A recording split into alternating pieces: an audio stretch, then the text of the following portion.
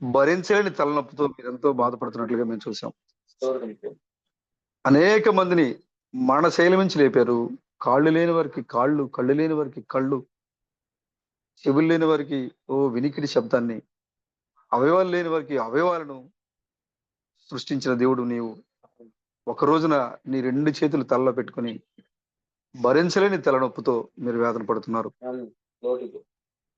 మా యొక్క ప్రవక్త 2 ఆత్మ కలిగిన రెండింతల ఆత్మ కలిగినటువంటి ప్రవక్త ఎలీషా తన చేతిలో ఉన్న దుప్పటిని కొట్టినప్పుడు యొర్దాను చీలిపోయింది. మరణం ఉన్న కూరలో గోధుమ పిండి వేసినప్పుడు మధురంగా మారిపోయింది. నీటిని ద్రాక్షరసంగా నీటిని మధురంగా మార్చారు. మరి ఇప్పటికి కూడా ఆ నీరు గొప్ప రుచిగల నీరుగా ప్రవహిస్తా ఉంది. అనేక మరి పిల్లలు లేని సహోదరికి పిలిచి మరి కుమారుని ఇచ్చారు. అలాంటి ఎలీషా ఒక దినాన మరణశయ్య పైన పడుకుని వ్యాధితో మూలుగుతున్నాడు. అనేక మందిని స్వస్థపరిచినటువంటి ఎలీషా ఒక్క మాట సెలవిస్తే నయమాని యొక్క కుష్టును మొత్తం తగ్గించినటువంటి ఎలీషా ఒక రోజున ఇంట్లో పడుకొని మంచం మీద వ్యాధితో మూలుగుతున్నాడు. కానీ ఆ యొక్క ఎలీషా వ్యాధితో మంచం పైన పడుకున్న ఎలీషా చనిపోయిన తర్వాత సమాధిలో పెట్టినప్పుడు అతని యొక్క ఎముకలకి ఒక శవం తగిలినప్పుడు జీవంతో తన్ని పట్టి లేచి నిలబడిందని మేము చదువుతున్నాం.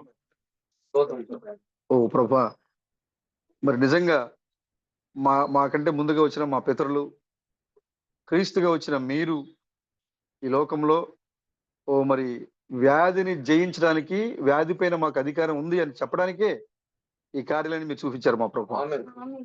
కాబట్టి మేము మా యొక్క ప్రశస్తమైన సహోదరుడి విషయంలో ప్రభు ఆ యొక్క జ్వరాన్ని తగ్గించండి, బలహీనతను తగ్గించండి, మంచి నుంచి లేపండి అని మేము అడగట్లేదు. ఎందుకంటే మేము ప్రార్థించే క్షణానికి ముందు వరకు వాడు తన దూతలతో వాడు మాట్లాడుతున్నాడు.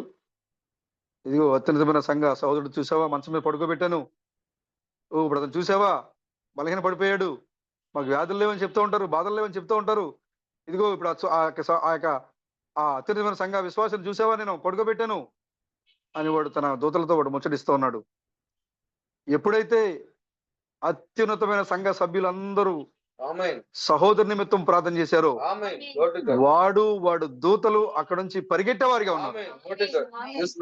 కాబట్టి మేము పరిగెట్టమని మేము అడగట్లేదు, కానీ వాడు పరిగెట్టి వెళ్ళిపోయాడు. మరి సహోదరునికి ఇచ్చిన ఆ బలహీనతను బట్టి మీకు వందనాలు. బలహీనతలోంచి నేను అక్కడ నామని మహిమపరుచున్నదిగా మీకు వందనాలు చెల్లించి. సాతాను వణుకుతూ భయపడి అయ్యో వీళ్ళ జోలికి ఎందుకు వచ్చానని అడుగుతూ వాడు పారిపోయేవాడు. కాబట్టి సహోదరునికి ధైర్యం ఇచ్చేందుకు స్తోత్రములు, సిస్టర్కి ధైర్యం ఇచ్చేందుకు స్తోత్రములు. మా యొక్క ప్రశస్తమైన సహోదరు నిమిత్తం బలహీనంగా ఉంది అని చెప్పగానే ఎంతో మరి వేదనతో ప్రార్థన చేయాలి, ప్రభు సన్నిధికి వెళ్ళాలి అని మా యొక్క సహోదరులందరికీ వచ్చిన తలంపును బట్టి మీకు వందనాలు చెల్లిస్తున్నాను. చందు విషయంలో గొప్ప కార్యం జరిగించేందుకు మీకు స్తోత్రం చెల్లిస్తున్నాను. అయినా మేము చూడడానికి భౌతికంగా బలహీనంగా కనపడే విధంగా ఉన్నాం, కానీ మేము చనిపోయిన పునరుత్థానపు శక్తిని మేము కలిగి ఉన్నాం. మేము జీవంగా ఉన్న పునరుత్థానపు శక్తిని కలిగి ఉన్నాం. ఆ సంగతి వాడికి తెలుసు. అయినప్పటికీ వాడు ఏదో మరి మమ్మల్ని చేయాలని వాడు ప్రయత్నం చేస్తున్నాడు, ఓడిపోతాడని కూడా వాడికి తెలుసు. వాడు మా నుంచి దూరంగా పరిగెట్టి పారిపోయేవాడిగా ఉన్నాడు. వాడు మా మధ్యకి రాలేడు. అయినా కూడా ఈ యొక్క కార్యము జరిగింది అంటే, సోదరుడు మంచం మీద పడుకున్నాడు అంటే అది యొక్క నీ చిత్తమైంది మా ప్రభు. కాబట్టి నీ చిత్తానికి ప్రభు మేము ఎక్కడా కూడా మరి అవమానం తీసుకొని రాకుండా 100% ప్రభు మరి దానికి మహిమకరంగా జీవించడానికి సహాయం తెచ్చండి. సోదరుడి సిస్టర్ని మీ చేతులకు అప్పగించుకున్నాము. కుమారుని కూడా మీరు దీవించి ఆశ్రయించి బలపరచండి. ఆ ప్రాంతంలో క్రీస్తు బ్రణమే గొప్ప దేవుడు అనే ఒక గొప్ప సాక్ష్యాన్ని అక్కడ మీరు అక్కడ నిలబడడానికి మీరు సహాయం దయచేసి నడిపించమని మరొకసారి చంద్రుడి కుటుంబాన్ని జ్ఞాపకం చేసుకుని మీరే బలపరిచి నడిపించి మహిమ ఘనత ప్రభావాలు పొందుకునమని రాజులకు రాజుగా ప్రభులకు ప్రభుగా పెండ్లి కుమారునిగా రాబోతున్నటువంటి మా విమోచకుడైన క్రీస్తు బ్రహ్మణం యొక్క నామంలో ఈ ప్రార్థన అడుగుతున్నాం ప్రభువా. ఆమేన్. ఆమేన్.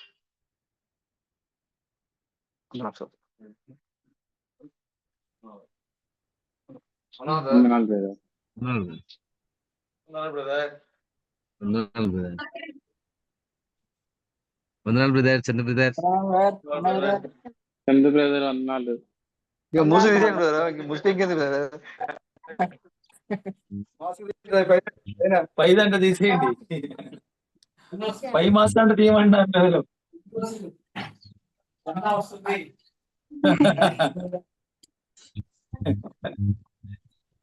పారిపోతుంది అడ్డుకుంటుంది ఏమోనని.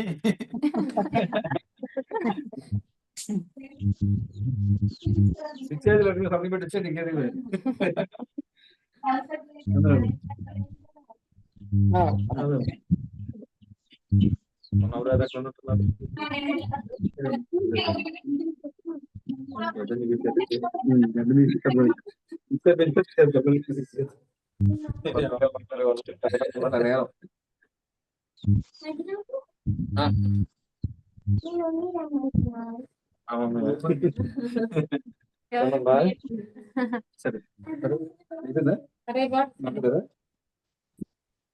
Okay brother,